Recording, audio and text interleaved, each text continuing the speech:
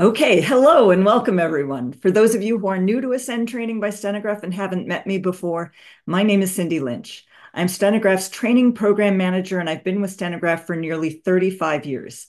In addition to running the Ascend online training community and the Certified Independent Training Agent program, I also oversee development of training materials for Catalyst, Catalyst VP, Catalyst BCS, CaseviewNet, and Stenograph's writers. I am genuinely delighted to have you here at Ascend and to welcome you to this webinar. I'll get started in just a moment, but first let me take care of a few logistics. During the class, if and as you have questions, please click the Q&A button on the Zoom toolbar and post them there. I don't have a moderator to help answer questions posted during the class, so my plan is to cover the material that I have in a section in the handout. I'll describe the handout in just a moment and tell you where to get it in just a moment. But basically, I'll go through a section which will probably answer most of the questions that you'll have. And then if you have additional questions before we move on, I'll take a look at the Q&A pane and see if there's time to answer them immediately. I'm going to keep a very careful eye on the clock and make sure that we won't go over. So just depending on the time available, I'll either answer questions as I see them at the end of a section, or I'll answer them all at the end of the session. This class is being recorded, as you know. After today's class, I'll upload the raw, unedited video of the class for your review and convenience. Later this week, I'll edit the video and create a time reference content guide to accompany the video, and I'll also post that by the end of the week. Basically, the purpose of a time reference content guide to go with the edited video is to make sure that if you just want to review one small portion of something that I've covered today, you'll be able to find it very quickly simply by searching on Ascend. You'll look for a keyword and boom, you'll just be there as to the place that you want to see. You'll see the time code reference and you can fast forward to the spot that most interests you. You'll find that that's something I do for all of the videos on Ascend. I never want you to waste time finding answers. You should have a process which is as quick and convenient as possible. Last thing before we get started, if you haven't discovered and downloaded or opened the handout that I uploaded yesterday, if you signed up just this morning and didn't notice it yet, I'm going to go ahead and post a link to the chat so that you can get to the chat. You can actually get to that link. So just click the chat button. You won't be able to chat with each other during the webinar, but you will be able to receive this link. It's now posted, so you should be able to have that convenient to you. And I think that's it. We can go ahead and get started. So let me just go ahead and grab the beginning of this particular webinar handout, and let's get started.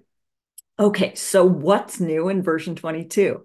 And I'm just so excited because I haven't had the opportunity to teach something new in a really long time. I've been going over features that we've had in the software for quite some time. So it's very exciting for me. Well, everybody at Stenograph right now. We're just thrilled that we have new features to introduce to you. The first and probably most important, biggest feature that's been added is something called direct audio. Basically, it enables you to record and play back multi-channel audio, which basically means that if you have a mixer and multiple microphones, for example, let's say you're in a deposition and you have parties that are along a long table, and you have one person all the way at the end of one table and one person who's all the way at the end of the other, sometimes you can sit very close to a witness, but you can't hear the attorneys as clearly, or you have an attorney who's screaming and you have a witness who's speaking into their armpit. The idea is that if you have multiple microphones, each person can be mic'd and recorded separately. And that can be a tremendous advantage when you're trying to play back your audio and isolate different pieces of audio and be able to hear them differently. The other reason that direct audio is really huge, forget being in person, forget trying to mic people separately. You can always just use one mic as you always have. One major difference, though, about direct audio is that you'll be able to do remote audio with tremendous ease. Instead of having to worry about having a Zoom kit or having, multiple splitters and a whole bunch of different cables that go to different places to try and record. Or maybe some of you have avoided doing remote settings as much as possible because you hate having to worry about, do I have the right cables and will the mic pick up me as well as picking up the people at the Zoom session? And do I have to mute myself? And this is going to make it so much easier because there will basically just be a wizard that you go through that says, this is the situation I'm in. I am remote and everybody else is in person, or I am remote and everybody else is remote, or we are all in person, or whatever your situation is.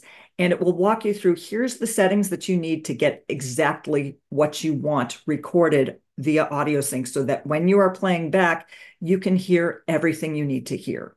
So that's one of the major big deals about direct audio. A couple of things that I just want you to know about direct audio when you choose it, and we're going to walk through everything from installation to what you choose and where you choose it. But just a couple of things I wanted to say up front is that when you select direct audio, your audio files are now going to be recorded to a new format called SGMCA, not a WAV file, not an Opus file. And these particular files will be larger than your prior Opus files have been. However, they do have some advantages, and there's some reasons why you might want to do that. Because it is a new format, though, if you are working with a scopist or proofreader and they're accustomed to having access to your audio, they also need to be on version 22 if you're going to be using direct audio. Now, that doesn't mean you have to. Remember, with every new feature in Catalyst, from whenever you first started Catalyst all the way up until now, I'm sure there's probably more than one feature that you've never used in Catalyst. Just as, whatever features that you haven't tried yet. I know there's probably some of you who still haven't gotten into indexing. There's probably some of you who have never touched a macro. There are probably some of you who think that it would be, a tremendous problem to ever get into defining headers with your speakers before you even begin translation. That's totally fine.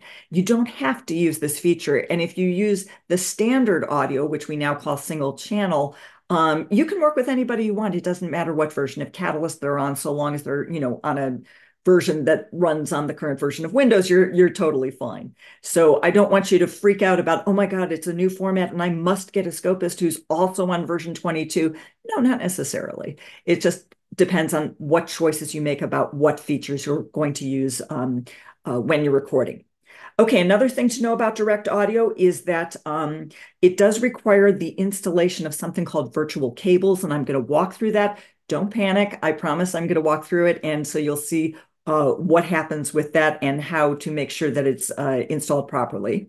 For those of you who do have mixers or are working in a courtroom where they have multiple microphones set up, basically the type of mixers which are compatible with Catalyst are something called, and forgive me because this is all new to me too, there's something called an MME or a WASAPI, WASAPI mixer with up to 8 channels. Those will work.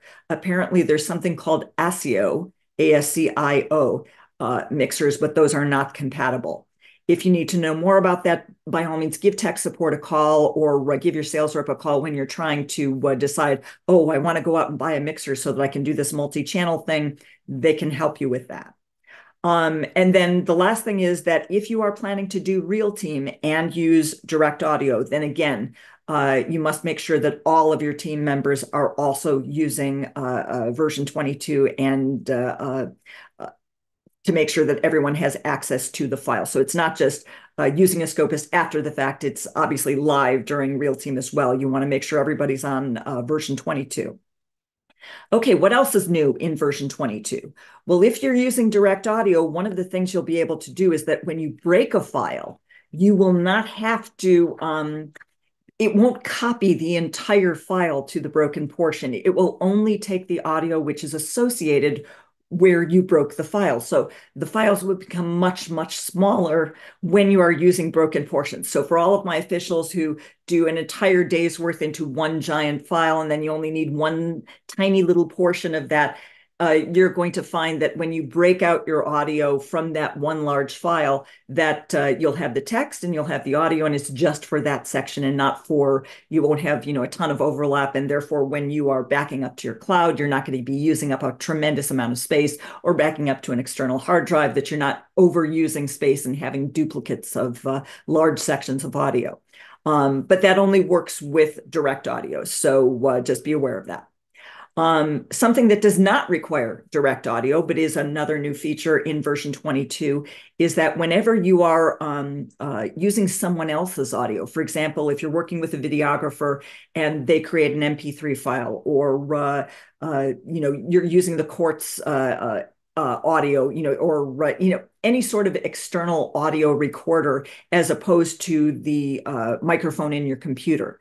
The way that we used to have to do that on earlier versions of Catalyst is that you would take that audio file, and if it wasn't in WAV or Opus format, you had to associate it with Catalyst. And if it wasn't in WAV or Opus format, you had to convert it into WAV or Opus format before you could associate it with Catalyst. That's no longer a barrier. You no longer have to have a third-party conversion program. If somebody gives you an MP3, you can import an MP3. It works beautifully. I actually finally got to play with that just a few days ago myself, where someone was having, they had a question about how it was done. And so they sent me a copy of their files. And so I finally had, real files to work with, and it was so much fun. I just went ahead and said, okay, I want to associate audio, went to Tools, Audio, Associate Audio, and pointed it to the MP3 file, and boom, it just went ahead and it converted, and then it synced up just great with Catalyst. It was a little bit off, and of course I still had to use Easy Sync at Cursor to make sure that it was all neatly tied together, but so much faster than it used to be. Not having to use Audacity anymore just makes it just that much happier. And then the last new thing that's in version 22 is that, and I'm going to show you this because I'm so very, very happy about it just a little bit later. But basically, when you go into the help menu, you're going to find links for all of the different training options that are available to you in Catalyst. So we used to have links to just, the tutorials that came with Catalyst, the integrated video training. Well, now you'll have links to Ascend, obviously, because I want you to be able to get back here very easily. You will also have links to Catalyst Academy. So for those of you who are on Edge, but choose not to have an Ascend subscription, you still get the videos and the tips that you would get with Ascend. You just don't get any of the interaction. You don't have me available to answer all your questions whenever you have questions. And it's just basically, like a light version of Ascend, which is non-interactive. You just go ahead and read or watch videos whenever you want to. And then it also, one of my absolute favorites is that it gives you a shortcut to the certified independent training agent. So if you want to have your hand held and have someone walk you through something very specific, like, yeah, I really need help with this index because I know there's a way that I can make this go from a 2-hour process into a 20-second process. I just haven't ever taken the time to actually do it. It makes sense for you to go ahead and work with a certified independent training agent. They can be there, and it's just now easier to find their information. They're all listed, and you'll be able to get there straight through the help menu. Okay, so before we actually get started, before we start showing you screens and showing you what to do, one of the things that I think that you're going to want to know is that when we start installing version 22, one of the first screens that's going to come up is to ask you if you want to install the virtual cables for direct audio. And when you do that, I'm sure all of us have had the experience of, at some point or another, attaching a new device to our computer, and then it's called plug and play. In other words, Windows will automatically start using that particular item that you've just plugged in. Well, when you install these virtual cables, although they're invisible, Windows sees them just as though you had plugged in a new device, and it will go ahead and assume you want to use them immediately. However, you're not going to want to necessarily use them immediately and not the way that Windows thinks you're going to want to use them. So you'll probably have to go back and into your Windows sound settings and say, hey, this new virtual cable thing, don't use those just yet. And so you're going to want to go back to the devices which are currently installed on your computer. But how do you know what devices are currently installed on your computer? Well, the way that you do that, and bear with me just one second here, what I'm going to do is I'm going to share one of my screens. And at first, all you're going to see is my sunset. That's just my background screen. And what I'm going to do is I'm going to go ahead and search for sound settings and see what pops up. There we go. You can see my sound settings are actually showing right now. And what I would suggest is that you go ahead and take a picture of this screen. So you can see that I'm currently using speakers USB 2.0 device. That's the setting that I want to use. And if I scroll down here, those are my output. That's my speakers. Input, in other words, what device is being used for recording, I'm currently using my AKG ARA USB microphone. Notice here that I've already installed Catalyst version 22, so I also have these options of Virtual Audio 1, Virtual Audio 2, Virtual Audio 3. Those are those virtual cables we've been talking about. When you install Catalyst version 22, it's going to install these things, but those are not the devices you want to select for your input. You're going to be choosing microphones or, well, yeah, you'll be choosing a microphone for your input, but you'll also be choosing speakers or a headset for your output. Or you might be choosing a headset for your microphone as well. It just depends on what you're using for what purpose. And we'll talk about all of those different possibilities. But what I want you to do before you get started with installing Catalyst, or if you've already installed it and then need to go back, just make sure that you at some point take a look and see what are the devices that I actually use. Okay, once you know that, then you're ready to actually start installing Catalyst. So if you're installing Catalyst, obviously the quickest way to do it is simply to open up Catalyst and then to choose Help and then check for updates. And it would go ahead and tell you, assuming that you're still on the older version, that, hey, there's a new update, go ahead and install it. Now, I'm not going to walk through the entire process of installation. We've all been through that at least once, where it brings up a variety of screens and asks you to, click next, go to the next one. Read those screens, by the way. One of the screens is a screen that tells you that your information might get used by an ASR called Phoenix, and this has to do with the Check It feature. If you happen to have the Check It feature, that was an add-on thing that we did last year.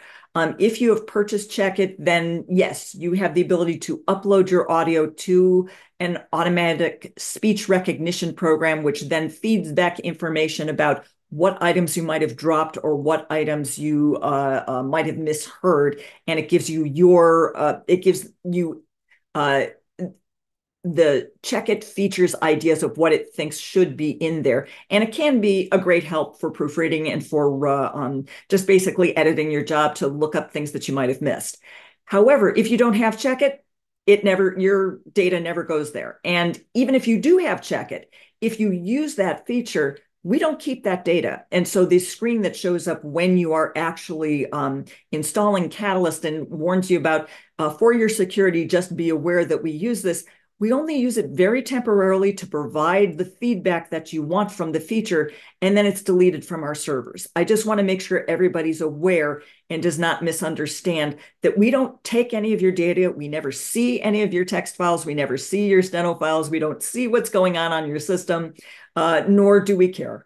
We have no reason to keep that information, nor do we want the responsibility of having that information. So Stenograph is not taking your stuff. And any audio we have is only for what you upload.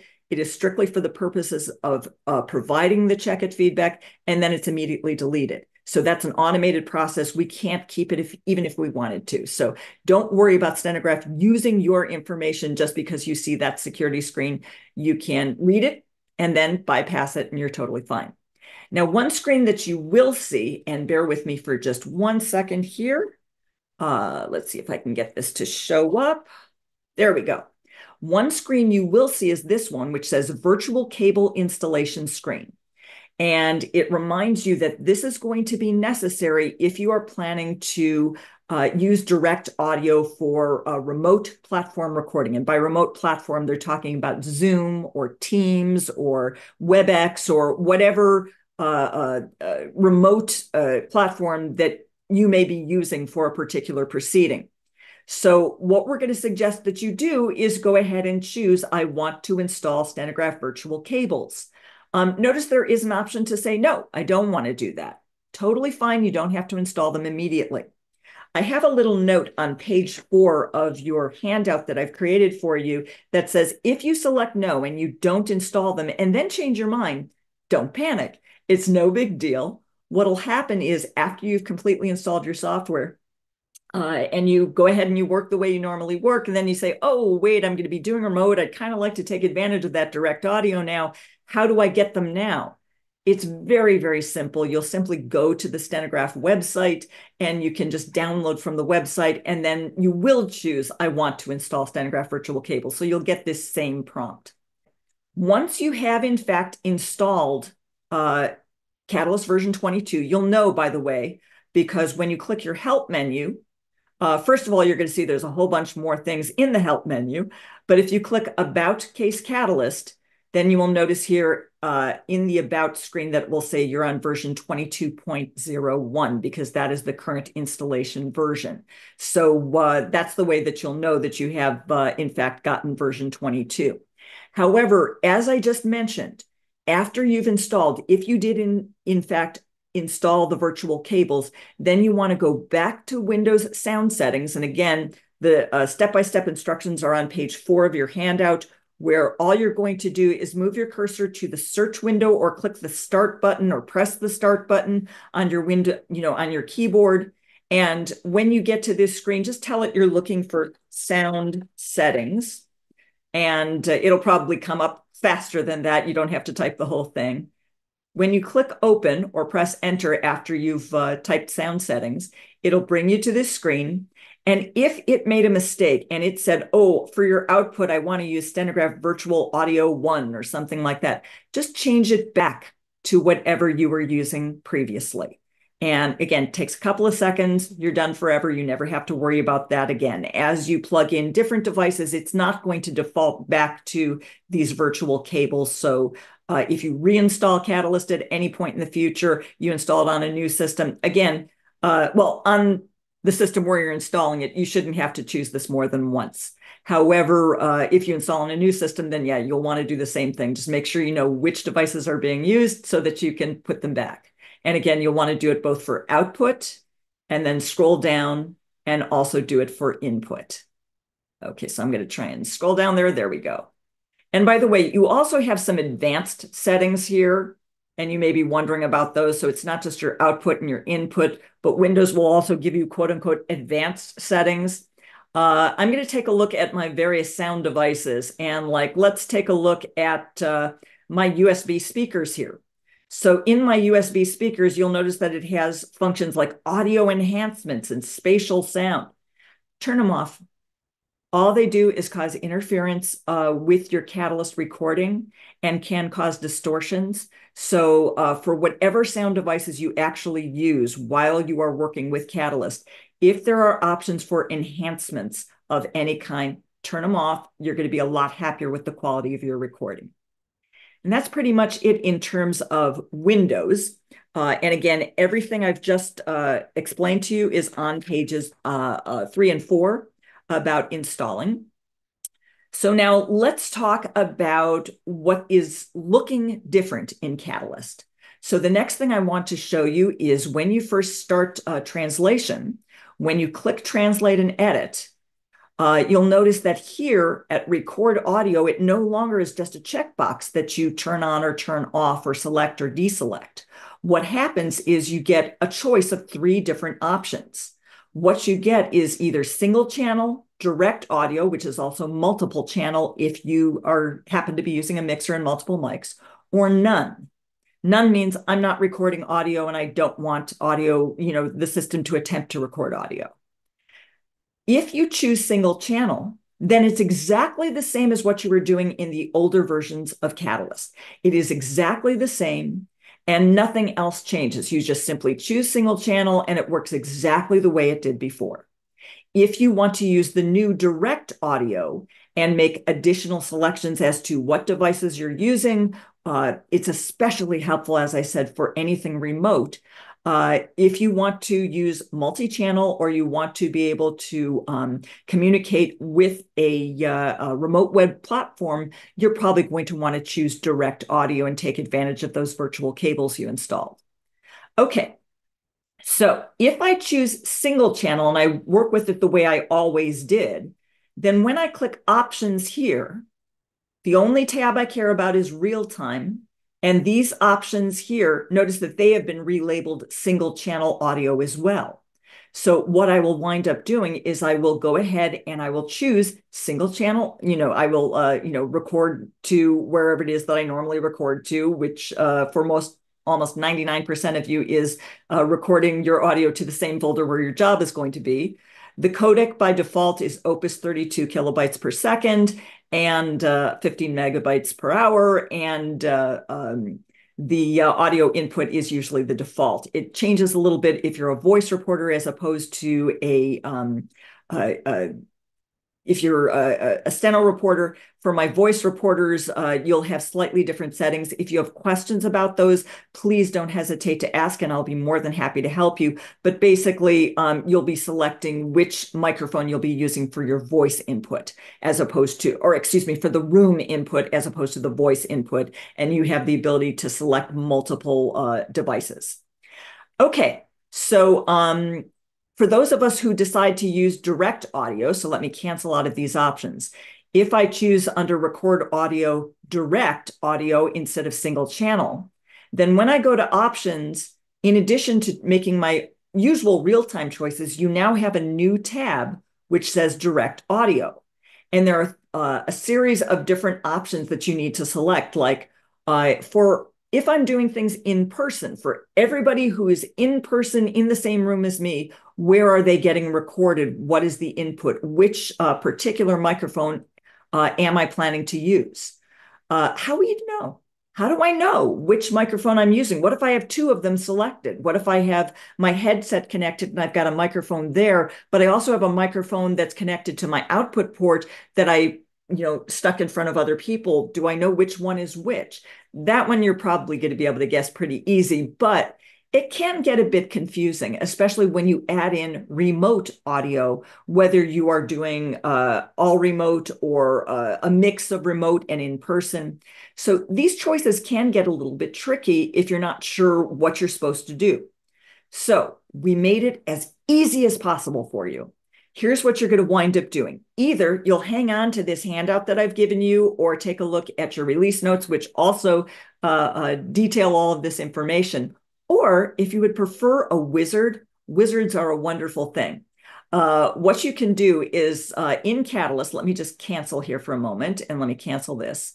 Here in Catalyst, if you were to go into your help menu and choose support help desk, which takes you to the Stenograph Solution Center, and I notice it's loading on a different screen on my system. Forgive me. I actually have 4 different screens that I use, and so I've got things in different places. Forgive me for it not just appearing immediately. Okay, so if you go to the Stenograph Solution Center, you can say, hey, what I want to do is work with direct audio. And as soon as I start typing direct audio, you'll notice the very first choice of a document to help you is the direct audio decision tree. And this is the wizard that I was telling you about. If you click that, then you can see that it's going to ask you some questions. It says, not sure which method of direct audio to use? Answer these simple questions to get the best setup for your situation. So the first question you'll answer is, will all the participants for your job be in person, remote, or both? If everyone is fully in person, you'll pick this option. If everyone is remote, in other words, nobody's in the same space, everybody's using Zoom in different places, then you'll choose fully remote. If it's a combination where, let's say, you're in person with one party, but then another party is coming in remotely, you'll choose both. So that's also known as a hybrid situation. But basically, Anytime you have a combination of using both in-person and remote, you'll choose both. So let's say I was doing fully remote. Let's say I have a bunch of people on Zoom and I'm on Zoom from my location, and that's my situation. What am I supposed to do? What are those settings in the direct audio tab in my translate options? Well, what I'll do is I'll click my setting, which is fully remote, and it will ask me, do you want to be able to record yourself during the job? For example, if you're swearing in the witness or doing readbacks, or maybe you do the read on as opposed to a videographer doing the read on, or anything like that. Yes, I want to record myself. Okay. So it says you will need to use both your internal mic and remote audio to record yourself and the remote participants. And what it does, let me just scroll down here a bit, and then I can click this to zoom in on it. And you can see it'll say, okay, so for input, here's what you want to use for your choice for input. Here's what you want to use for input for remote audio and for output. And then here are your choices for output and live feed for playback and output. So it will walk you through, here's its ideas of what you should actually use. And it also explains in detail what each of these items is and how they're going to work, along with some suggestions for making sure it's as clean and efficient as possible. So that decision tree is going to be a tremendous help. What I will suggest, and let me just go back there once. Let me see if I can go back a bit. Okay. What I'm going to suggest to everyone, and I did not put this in your handout because, again, each one of you uses a different browser and will have different steps for this. But what I would suggest is the first time you look up that direct audio decision tree and try it, when you get to that first screen here, what you might want to do is go ahead and add this to your favorites or to your whatever your particular browser calls it, your shortcuts. If I press Control D, that's my shortcut to add a bookmark to Chrome because I happen to be using Chrome. So it lets me know, yes, I just added a bookmark and I saved it in a group called AT Tools. If I don't like that, I can just click Edit and say, hey, no, just put it on the bookmarks bar. And then I can just, put a link right where I can see it. So what I'm going to do is find it in my bookmarks bar. There it is, the direct audio decision tree. And I could put it right next to, something else that I have a shortcut for that might make my life just a little bit easier. Again, your steps to create a shortcut for your particular web browser won't always be Control D to create a shortcut. Check your browser as to how to add a favorite or a bookmark or whatever it is that they call it in your particular browser. I think it's the same for Microsoft Edge and for Chrome. I'm not sure about some of the others. So anyway, that direct audio decision tree is going to make your life very, very pleasant in terms of using direct audio. Okay, let me get out of internet there and let me instead go back into Catalyst, choose Translate and Edit. And again, let's just say that I'm about to start a job. The job I'm about to start will be 2024-04-24. That's today's date. And let's say I'm taking a remote deposition of or a remote court proceeding. If I was doing a court proceeding, I'd probably give it a caption name. I'm just going to give it the name of my witness if I'm doing a depo. So let's say that my witness happens to be named Gregory Lynch. So I might do Lynch G or something like that. I'll click options. And I'll set my options for direct audio. Again, I'm fully remote. So if I have my decision tree open, it would walk me through this. If I were fully in person, again, I can use the decision tree, or if you prefer going ahead and just using the written directions. I know that there are many people who really prefer just reading as opposed to having to walk through anything online. Maybe you don't have, if you have remote, you're going to have internet connection, but if you're all in person, you might not. So it's nice to know that you can just read directions if you want to. So on pages 5 and 6, I have the directions for fully in person.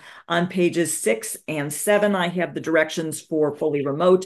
And then on pages 7 and 8, I have the directions for hybrid or both. I'm going to walk through the directions for fully remote right now. So all of the parties, including myself, are participating via a web conferencing platform. So what should my in-person audio be? the setting should be none, according to my handout here.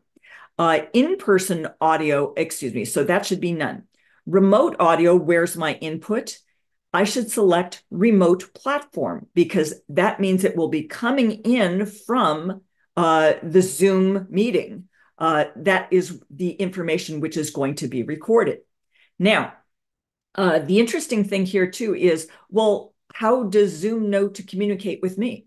Well, if I'm running Zoom on my computer and I have a meeting open, then one of my options in the Zoom toolbar, and bear with me just one second, I'm going to have to pull my Zoom toolbar down here where you can see it, hopefully. I don't know if you can see it on my screen or not, if it's actually showing, but just in case it's not, I'm going to dictate because I can't see it from here. It's too tiny. If you can't see my Zoom toolbar, I assume you can all see your own Zoom toolbars. And on the button that says mute, there is a down arrow just to the right of it. And if you click that, it will ask you to select a microphone and a speaker for your Zoom participation. And one of the things that you can do if you're doing a totally remote proceeding, one of your options will be the Stenograph Virtual Audio 1 output VB audio virtual cable, and you will select that.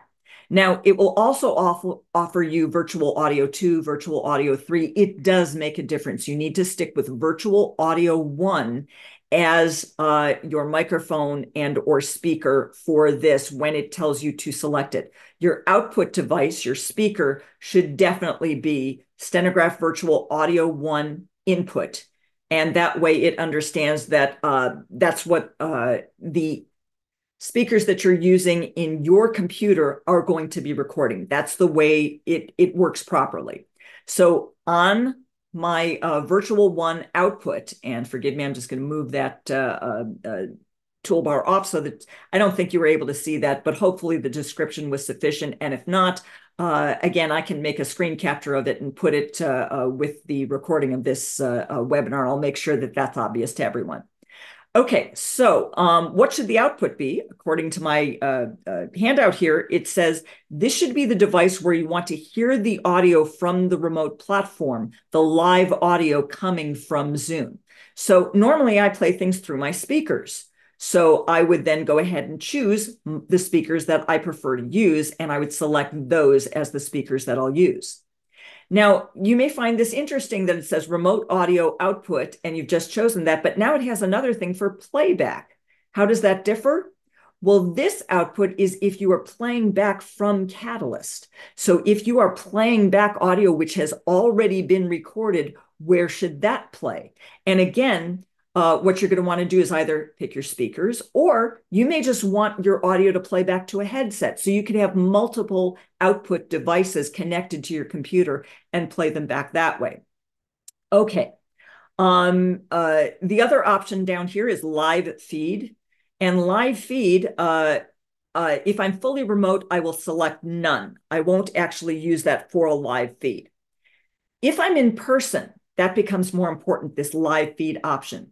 If you're in person and you have, a whole bunch of people that you are taking and they're in different positions, especially for my officials, if you're in a courtroom where you have a super tall ceiling and it doesn't matter how people are mic'd, they can sometimes be hard to hear. You may have found that it can be helpful to be able to wear headphones or earbuds and be able to listen to what's being recorded as opposed to trying to listen to the live session. If you ever want to do that, whether you're fully remote or, not fully remote, if you're in person or you have a hybrid situation where you are in person, then one of the things you can do is here at live feed, you can select an output that you can listen to. So for example, if I have headphones connected, I can listen to the live feed through my headphones and hear exactly what's happening and monitor the audio through that and perhaps hear them better. I can really crank the volume on that, whereas I might not be able to crank the volume on speakers to be able to hear the recording through that because that would cause disruption in the proceedings. So that's what live feed is about. Okay, so pretty much for all of these different options, you have different settings you can select for different combinations of equipment. And all you have to know is what is my setting? and then it will be able to assist you with selecting the correct options. One of the things that it will warn you about when you are selecting these options is that whenever you do select live feed for the for a in-person setting or for a hybrid setting, when you do choose a live feed, it really does make sense to use those headphones and not to use a speaker, because you would likely experience an echo in the recording, because whoever is recording locally on Zoom might pick up the sound of your speakers. And so anything that you're playing back for yourself, probably good to play that back in headphones. One other thing that I did want to mention, and that is if you are in an in-person setting, I'm sorry, in a hybrid setting, excuse me. Let me just double check. Yeah, if you're in a hybrid setting, one of the things that you would do for your output is that you would select where you're going to hear the output from the recording on the web platform. And what it will be suggested that you do for this input is that whenever you are recording yourself, so in other words, you have a mic, and whether it's, a microphone with a headset, kind of like this one, you can see in my picture in the corner of your screen.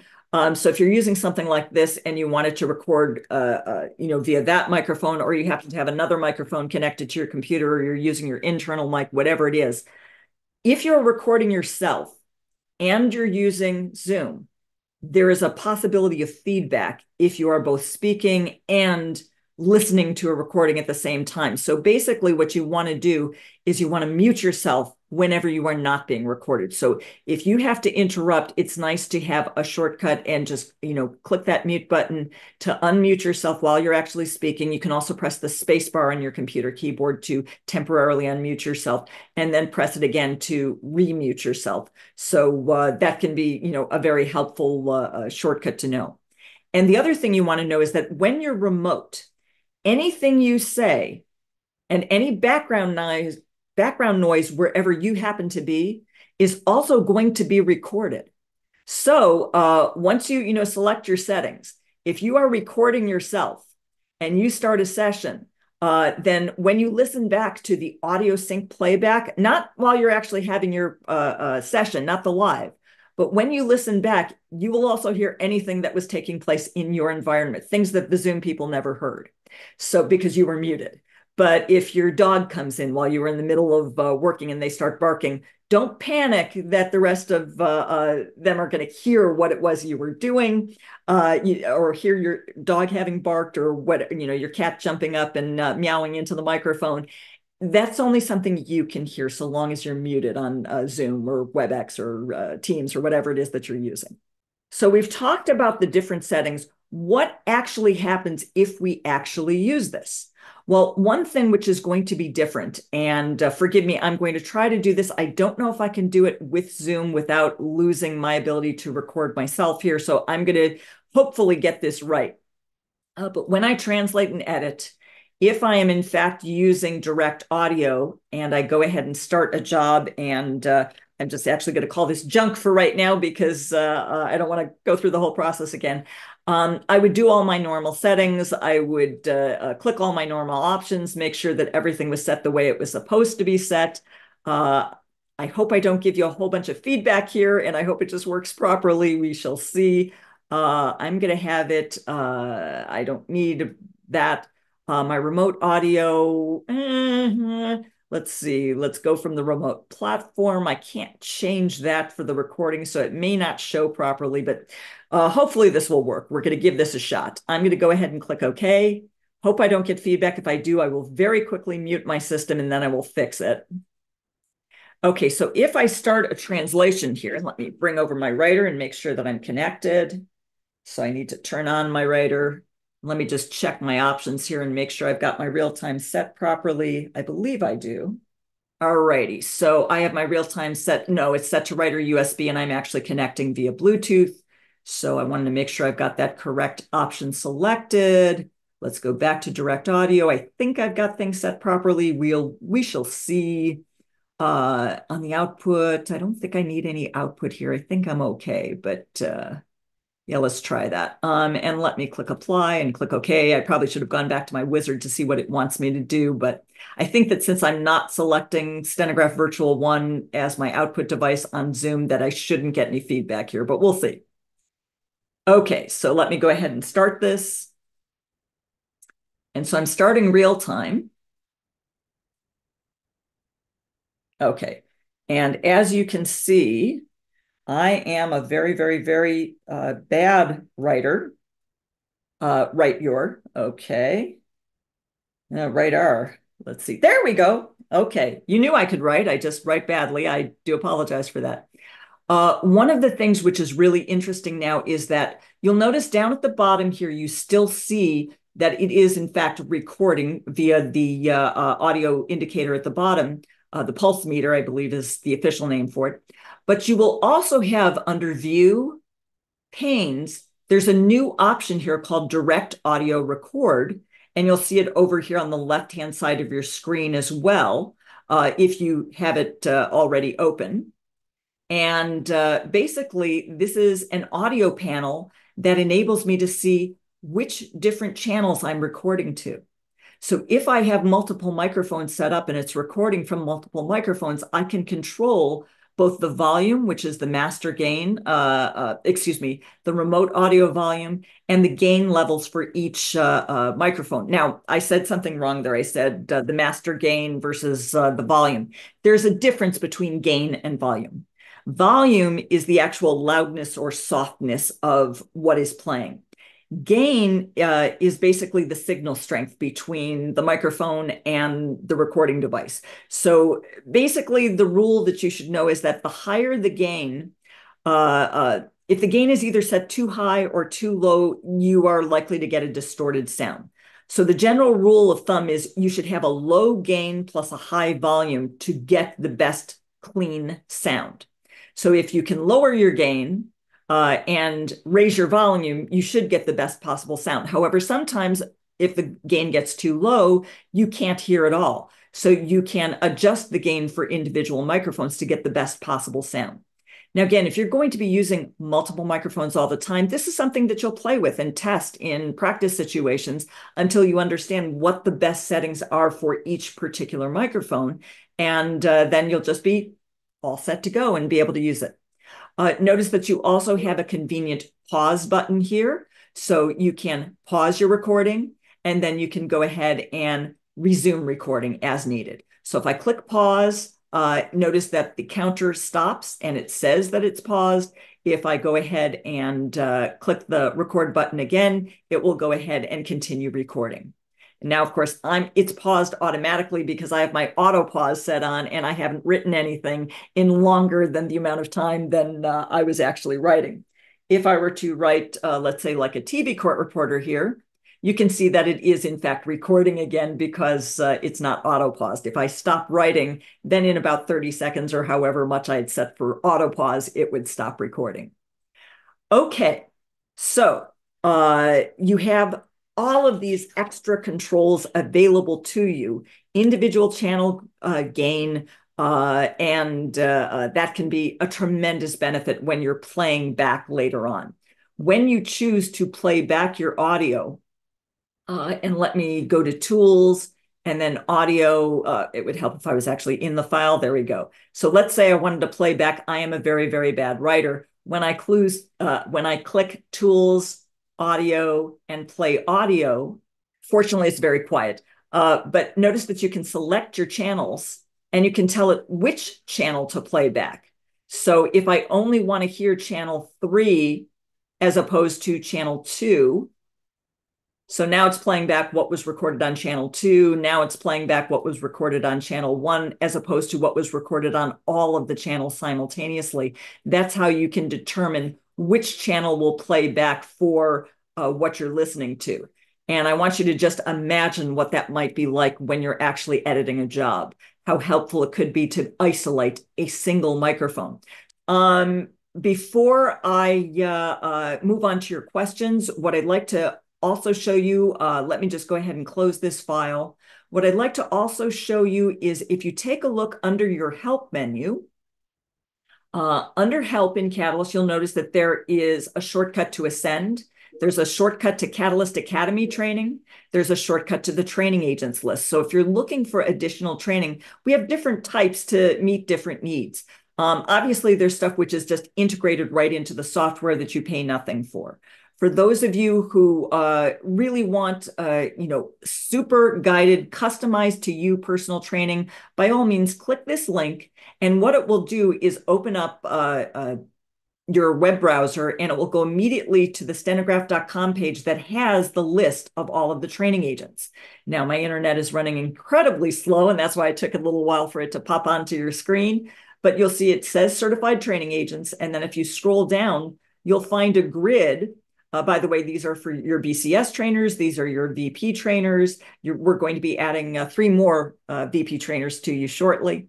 And if you want to organize this information by, well, I just want someone who's basically in my general area, you could just organize by coverage area. If you want to know, if you're looking for a particular person, you can search by first name or last name or whatever.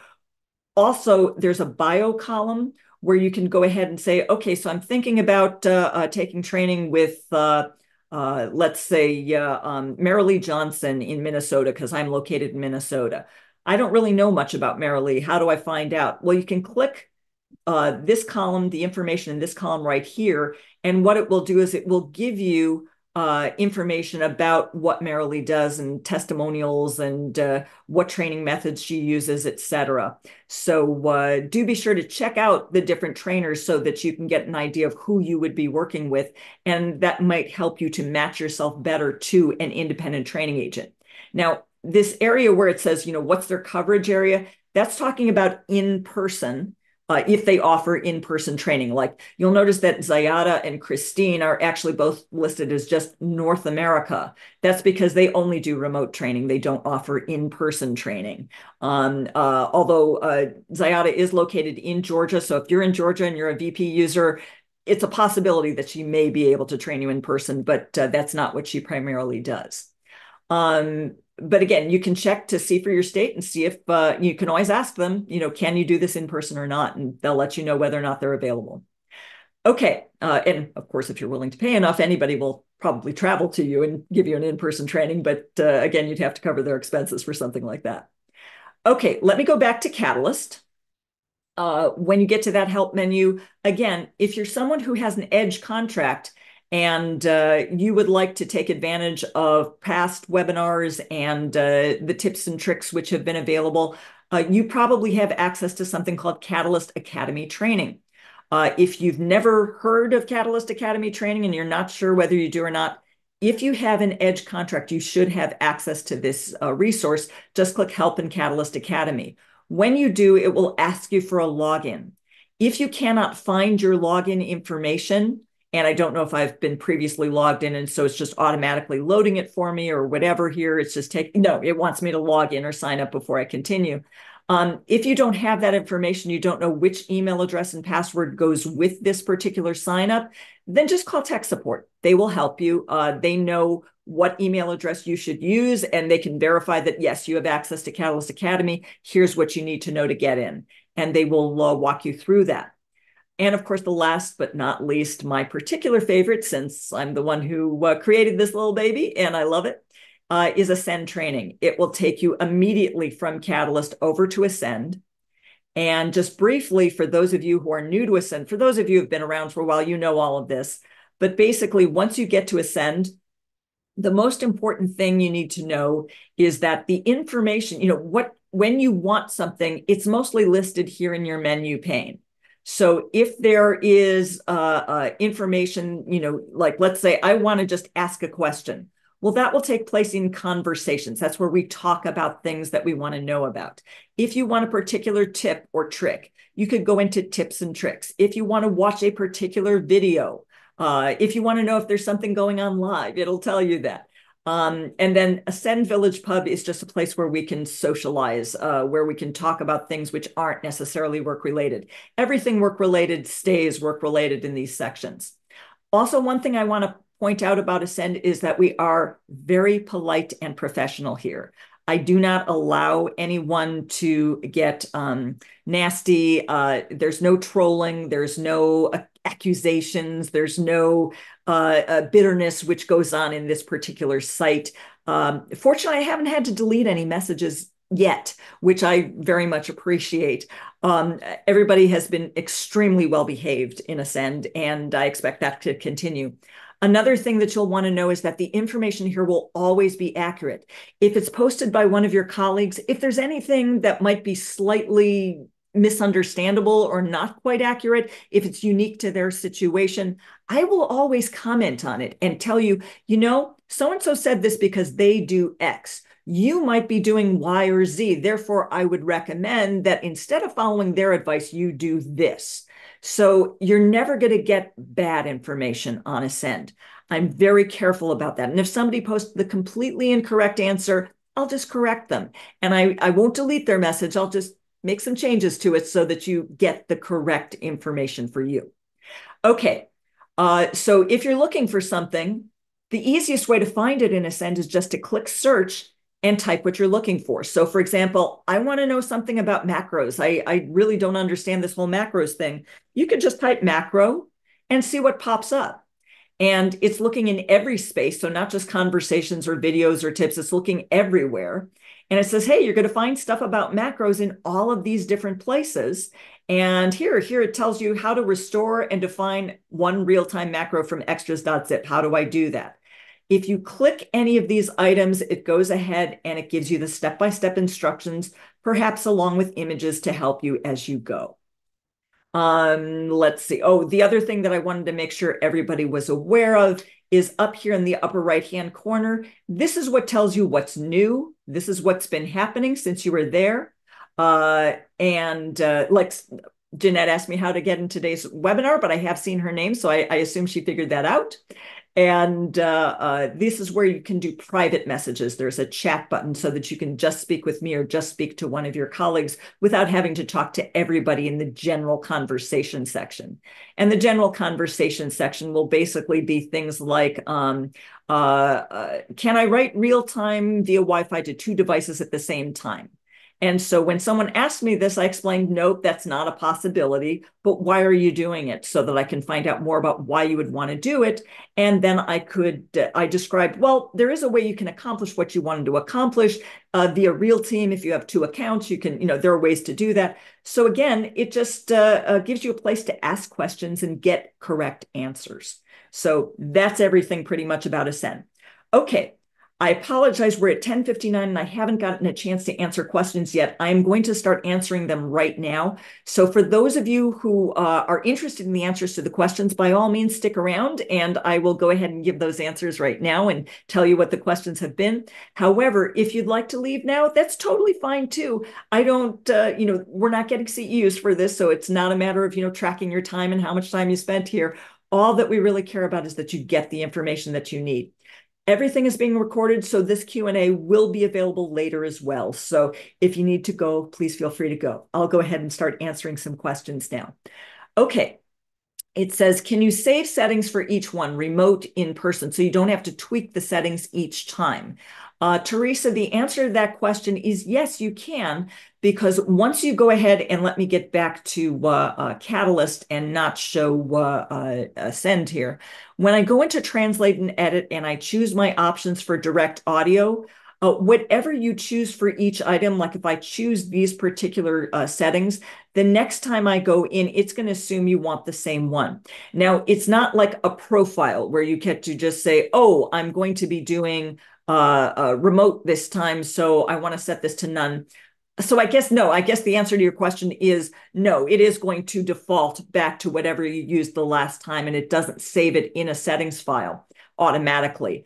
I believe, however, and let me just try this because I haven't tried it before, if I have a group of settings and I click OK, If I were then to choose Save Settings for Translation options, it should also have that same group of settings. So let me just save this as, let's call this All Remote, as though that was my settings for when I do a remote job.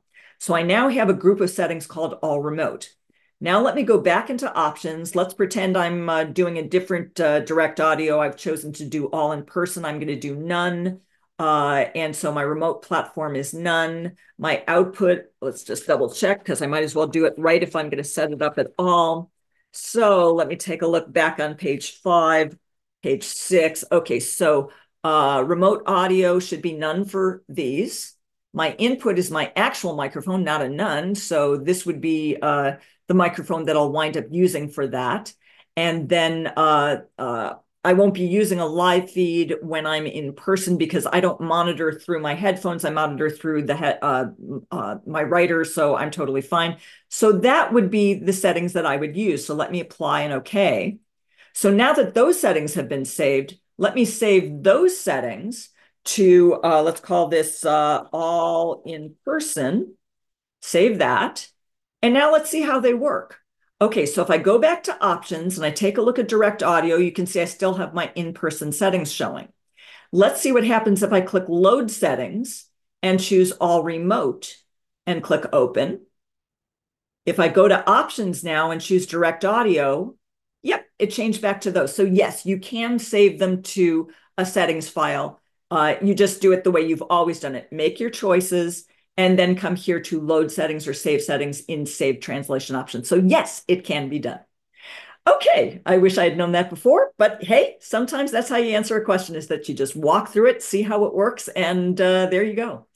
Okay, Teresa also asked, can you convert an MP3 file before you got the update, or do you just have to have the update? You can convert an MP3 file through something like Audacity, and you can convert it to either WAV or Opus format and then associate it with Catalyst. So yes, you don't necessarily have to have the update to be able to bring it into Catalyst and associate it. The thing that's nice now is that when I go ahead into Catalyst, if I have a file that I'm trying to associate audio to, like let's say just for the sake of argument, I don't actually have one right now, but let's say that for this Tim Miller file that I wanted to associate audio to that, it would help if I had, let's use for this one. So you can see I don't have any audio files listed there. Let's say I had recorded it separately. I could, when I open the file, just click Tools, and then audio, and then associate audio file. And then it allows me, when I choose to associate an audio file, these are the ones that were recorded in Catalyst. However, down here, notice it's just saying audio files, WAV or Opus. When I choose this option, I can choose other audio and it will go ahead and import it in, and then it will associate it. So it really doesn't matter what the format is. If it's MP3, M4A, any popular audio format, I believe we're going to be able to do that. And that's how that works. And then you don't have to fuss with a third-party converter. Marilyn asks, if you use single audio, will the break audio with text still work? Yes, Marilyn, you can still break audio. Well, you can still break text. It's just that when you break the file with single channel, what will happen is that you get a copy of the entire audio file. So let's say I had been working all day and I had, 4 hours of audio. Okay, or I had been working for 4 hours, so I have 4 hours of audio. Sorry, that makes a little more sense. So when that happened, how did that actually work when I cut just a tiny little, let's say 20-minute piece of text out? So if I just got from, let's say 10 to 10:20 and I broke it at 10 and then I broke it again at 10:20, and so I have this separate little text piece, I still have all 4 hours of audio with that broken portion. It's not just the 20 minutes. That's the difference between using direct audio versus single channel audio. So it still works. It's just you have a really, really big file that went with it. It's not a problem in terms of syncing or anything like that. It's just that if you're storing things and you're storing your audio long term, it uses up a lot more space. And, especially for things like cloud backup, it's kind of unfortunate if it fills up your cloud backup with a bunch of audio that you don't really need. So anyway, that's how that works. Can you cover how you single out a microphone to solo a speaker while scoping. I believe I did that, Kathy. Again, that was just when you're playing back. When you get the playback speed dialog box, you simply, let me just find a file that has audio. When you're actually playing back, you choose this select channels. And this one was recorded with a single microphone. It's just a WAV file, so it doesn't have that option. But yeah, when you have, let me go back to the main one and let me go to junk. When you go to play back the audio in this file and you choose play, you click select channels and you choose which channel you want to play from. And I can tell just play from channel 2 and it will only play back from that one channel. That's how that works. Okay, let me go ahead and close that file and this file so that we don't get confused. Next one, Marissa, you said to turn off sound enhancements in advanced Windows sound setting. Does that include Sound Professional's USB that I used for my audio? Marissa, I'm not entirely sure. By enhancements, what I mean are just the advanced Windows sound settings. I don't know if Sound Professional's USB has special enhancements that they like you to enable versus disable. What I would say is that if you're using single channel, leave everything the way it was. If you are using direct audio, then just go into the Windows section and deal with that. Betty asked, I just came on this Zoom. Where is the handout that Cindi is talking about? Unfortunately, Betty, you also missed that I don't have someone to answer the question, but fortunately, Marissa jumped in to give you an answer for that. And what she said was the link was in the chat. So if you click the chat section, you can find it there. Or since we're at the end now, you'll find it in Ascend. I actually have it right there. Let me just click Help, Ascend, Training, and I'll show you where it actually shows up in Ascend so that you can find it. I'll just let that load and let me move my cursor down to the next things. And hey, somebody else already answered Teresa's questions about saved translation options. So obviously you guys are able to see that information. But just again, if you're looking for where do I find the handout, under events, today's event right here, which was, it's already considered over because I've gone past time. It was there. It will be under videos and webinars. And once I have it loaded here, I'm going to upload that as soon as possible after this is over. As soon as I upload that, then I will go ahead and make sure that you have a copy of the handout there as well. But it is still in the chat, I believe, so you should be able to still get it here. Okay, let's see. What if I have Zoom on one laptop and Catalyst on another device? Maybe I missed that. The question is, Denise, whether you're using direct audio or not, and whether you're in an in-person or a hybrid situation. In a hybrid situation, you will definitely have Zoom on more than one computer. However, for all remote, you will just have it just on the one system. You won't need to have it on two different systems the way you used to. All you will really need is to have a second screen, not two separate laptops. But again, even if you're using on two separate laptops, so long as Zoom on the second laptop is set to record to your other computer using the virtual cables, it will be able to record from that, so long as you are also running Zoom on your computer as well, and you've got that Zoom mic setting set to record via the virtual cable. So you don't have to use a second computer anymore is pretty much the best answer to that. In the live feed audio, does that have a headset selection? I only see speakers. Bobby, that might be because your headset was not currently plugged in, or it was because my headset was not currently plugged in that you didn't see it on my screen. But yes, if it's there, it should be there. Betty, never mind, I found it. Okay, great. So you did find your handout. Great. Okay, Debbie asked, in-person audio set to none will not record the reporter speaking, correct? Yes, because if you're all in person, then obviously there's no reason to be recording it somewhere unless you have a microphone in front of you, or if you have a microphone for the entire room, then if you said something, then obviously it's recording it. It's only when you're doing a hybrid situation or a fully remote situation that you need to have a designated mic just for the reporter. So hopefully that answers that question. If I install the remote audio cables with 22 and decide I don't want it, can I go back to Opus? Yes, absolutely, Marissa, you can. You can just go back to using single channel. And again, the easy way to go back to using single channel is you just, when you start Translate and Edit, don't choose direct audio next to record audio. All you have to do is choose single channel. It doesn't matter that the virtual cables are installed. You don't have to uninstall them.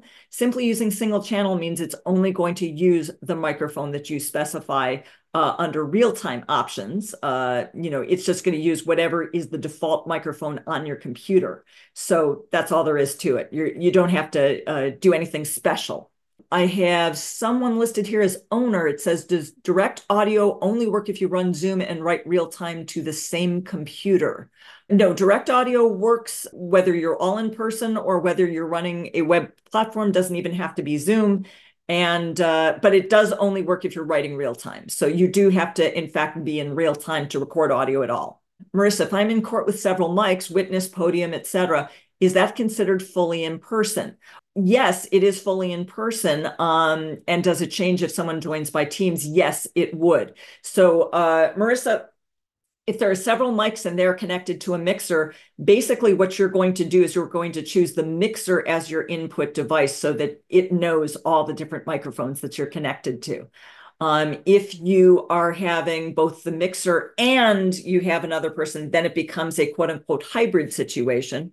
So if you think it's a possibility that someone is going to join by Teams or Zoom or WebEx or whatever else, then rather than starting as fully in person, you might want to start as both or hybrid so that you can have both situations available to you. Teresa also asked, if you accidentally recorded to direct audio and your Scopus doesn't have the most current version, can you still give her the audio? The answer, unfortunately, to that is no. I don't have a way to give the audio to someone who's not on the most current version because it is in that SGMCA format and there's no accessing that if you're not on Catalyst version 22. So do be careful about that when you are using direct audio, that you know in advance that you are planning to only work with someone who's also on version 22. If you're not sure, stick with single channel because then anybody can listen to it. If the Real Team Scopist installed virtual cables and you didn't, can Real Team still work? Yeah, it doesn't matter whether or not the virtual cables are installed. The Real Team Scopist is not going to be recording the audio. So the Real Team Scopist really didn't need to install them because they're not doing real time. They're never translating. So that's not the issue. If your Real Team Scopist happens to be a fellow reporter, again, they're not recording the audio. Only the reporter is recording it. So it will not matter in any way, shape, or form. Ellen asked, what is easy sync when you associate audio? Also, is there a limit to the audio file that you can associate? I had problems with this once. Okay, let's start with easy sync. Basically, what that is, and forgive me, I don't mean to have a boring or bad screen on that you're not particularly finding helpful. And in fact, let me do this. Let me stop sharing here. So let me stop share. There we go. Okay, so you can just look at me for now. Okay, so Easy Sync basically is a feature that's in, it's one of your audio options and you can assign it to a shortcut. Basically, if you're listening to audio and what you're reading on the screen is not the audio you're hearing, so the cursor is not matched up. If the cursor is only a few seconds off, you can just play with set audio delay, adjust the setting, and then you can sync it up that way very, very quickly. That happens most frequently because most people have their delay set to about 3 seconds so that they get some context when they press play. So it'll go back about 3 seconds before it starts playing, 3 seconds before the current cursor position. Some people want it right on top, so they'll reset their audio delay to be 0 seconds, and that makes it a little bit easier. However, sometimes it's way off, especially if you have used associate audio. Then it can be, really, really far apart where, the audio is currently playing, 2.5 pages before where your cursor actually is. So that's why there is a feature called Easy Sync. Now, here's the really, really good thing. That is in Catalyst, in Ascend, which you've just joined, there's a nifty article that talks all about Easy Sync. So it will give you step-by-step directions on how to associate your audio and then how to use Easy Sync at Cursor to go ahead and connect the two. It's really quite simple, but I'm going to direct you to that article because I think that's the best. And when I get to annotating this webinar, What I'll do, Ellen, is that I will go ahead and put a link to that document in the notes that come with this webinar. Okay. You also said, is there a size limit to the audio file? Yes, it can't be, I believe, any bigger than 2 gigabytes. So if the audio is larger than 2 gigabytes, you will run into an issue.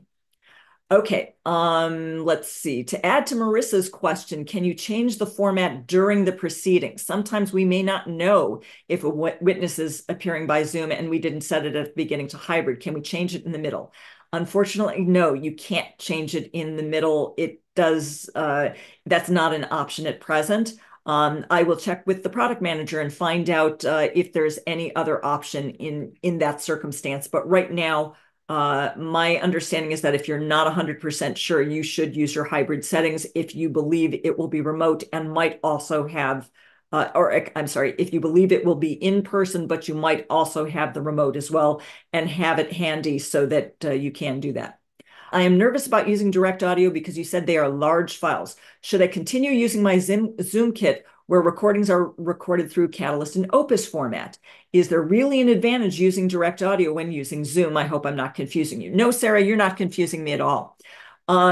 Is there an advantage? It depends on whether or not you ever have to break the audio file. And it depends on whether you're having a hard time with your Zoom kit. If you are having, if it works perfectly, no, just keep on using single channel, use your Zoom kit and be confident, be happy, and everything will continue working the way it was. However, you won't be able to break the files and not get the entire audio file with each broken portion. And you won't be able to use a multi-channel audio if that's currently an option to you. So those are the main disadvantages to not using direct audio. Debbie asked, I meant for fully remote depositions. If you pick none for in-person audio, when you're doing a fully remote deposition, it will not record the reporter. No, that's not quite correct, Debbie. If you pick none for in-person, it means that it's not recording from the microphone that is connected to that particular, to a microphone by default. It's not trying to record you locally. What it is it's recording you from the remote audio. And I believe if you go through the wizard, it will actually probably tell you to do a hybrid setup for that specific situation. In fact, I think what I'm going to do, bear with me one second, I'm not going to share my screen with you until I've got this up and running so that we can get there faster and you won't see all the in between. But let me go ahead and share my screen again now, because it is coming up. Okay, so back at the Solution Center, if I say, let's say remote. Oh, I'm sorry, I wanted direct audio. There we go. There's my decision tree. It will actually ask you this question. I think that I'm going to be fully remote, but I want to record myself. And it says, do you want to record yourself? And if you say yes, then it says, okay, well, basically what you're doing is you're using, here it goes. It says, select your microphone, usually your internal mic. So it's telling you, yes, you should select your in-person mic for that particular setup. And it lets you know that, yeah, that's the exception to that rule. If it was all completely remote and you were not trying to record yourself, then you would set it to none. However, if you are, then you do select your microphone. So yeah. I guess hopefully that wasn't too confusing. So basically, if you pick none for in-person audio when you're doing fully remote, then no, it's not going to record you. But if you wanted to, again, the decision tree would have taken you there and said, oh yeah, for that particular situation, do go ahead and record yourself. Okay. When using one computer for Zoom and you need two screens, can you use an external screen as one screen and the laptop screen as the other, or do you need two separate external screens? No, you absolutely can use your laptop as one screen and another screen as your second one. And that can be an external monitor. It could be an iPad. It could be, there's a lot of different ways to throw on an extra screen. So if you happen to have an iPad, take a look at some program, some app like Duet Display or something like that, that enables you to share that as a second screen. Or you can go ahead and just, I happen to have 3 external monitors. External monitors are not as expensive as they used to be, especially if you get one of the smaller ones. They're very inexpensive. I got a 27-inch just recently for under $200. It's made my life so much nicer. So yeah, you can use any external screens you want, but you always can use your laptop as one of the screens. So you cannot use the new audio format with Express Scribe. Nishan, no, you cannot, because it doesn't understand what an SGMCA file is. So yeah, you need to be aware of that you're not going to use it for that.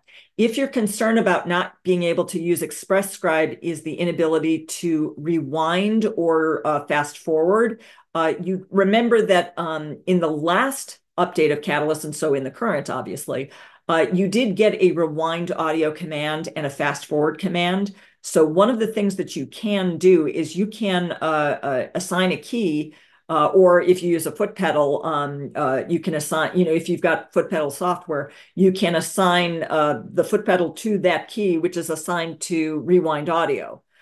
So you should be able to do all of that through Catalyst if you need to.